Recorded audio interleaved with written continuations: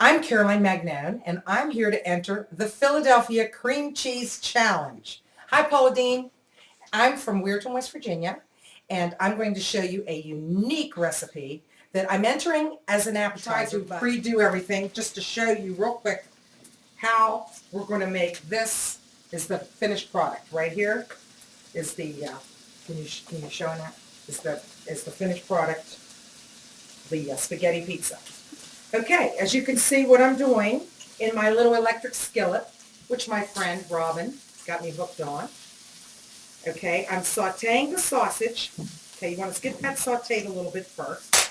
And I'm going to add to this, now there's no rules. I mean, you can, let me just say, this recipe, if you have leftover spaghetti from the day before, it has a little bit of sauce in it, great. Add your cream cheese, your eggs, everything that I'm going to be showing you here now. I'm adding a little bit of onion, like maybe a quarter cup, with my olive oil. And I've got some chopped garlic in here already. Love the garlic. Can't cook anything without garlic. Here it is right here. I minced some, threw it in here with the sausage and the onions. I'm going to throw in some fresh parsley, a couple tablespoons, some fresh green chives,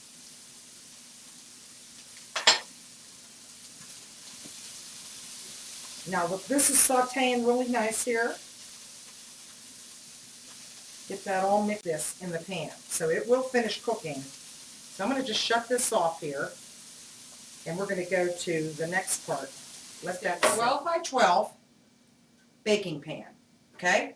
And it's real important that you get 2 pans the same size. Okay. Let's put that aside for now. Now in my big bowl, I'm going to chop, or I'm going to crack, not chop, 6 eggs. Okay.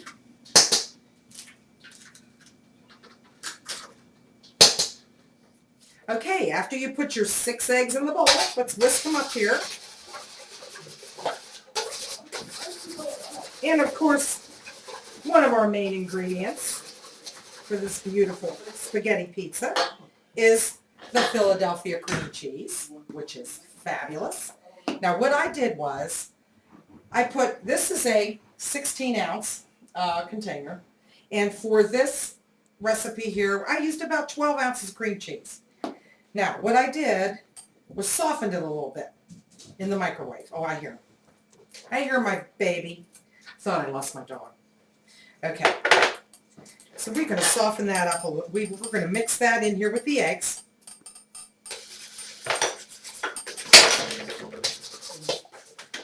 The onions.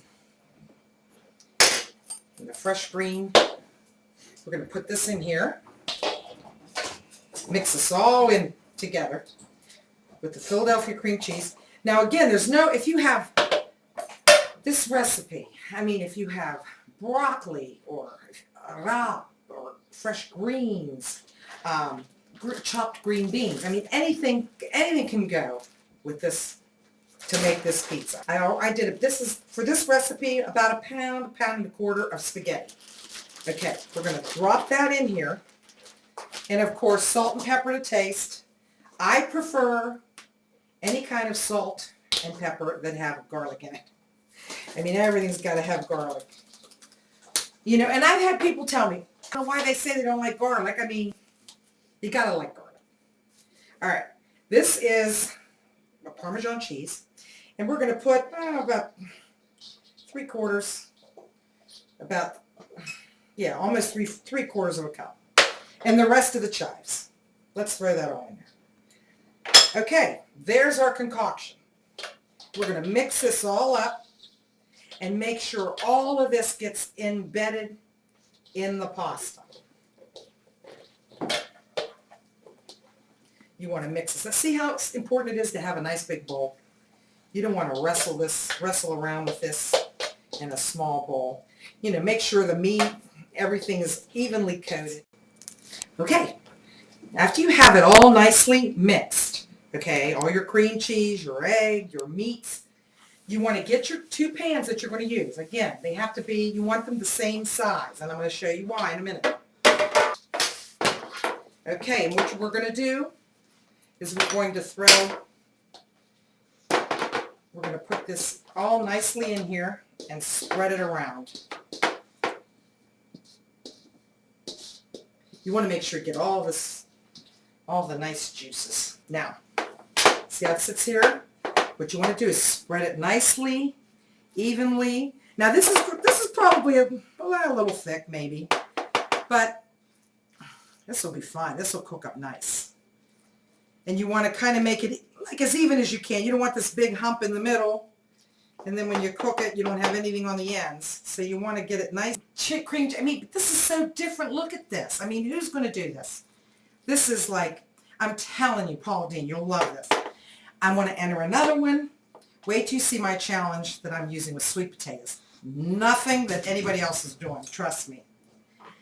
Trust me. With Philadelphia cream cheese and sweet potatoes, that'll be coming up. So you got to look for it.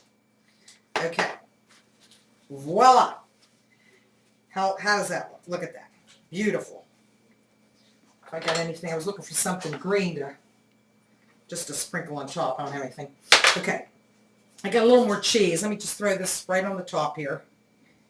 The rest of this. And now this is ready to bake. Okay. How do we bake this? You get your pan, the same exact size pan. Okay. We're going to grease this. The same as we did the other.